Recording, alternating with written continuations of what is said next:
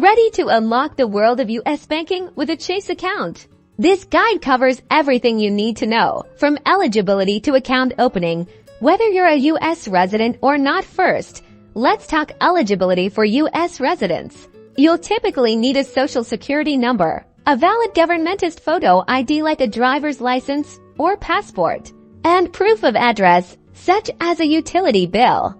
Non-residents will need a passport, a visa if applicable, and proof of a U.S. address, which could be a hotel confirmation, a friend or relative's address, or even a P.O. box. Availability of certain accounts might be limited for non-residents. Now for the exciting part, choosing how to open your account.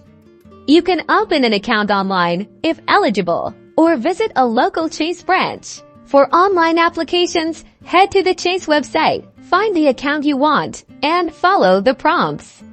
You'll fill out the application, upload any required documents, and electronically sign to open an account in person.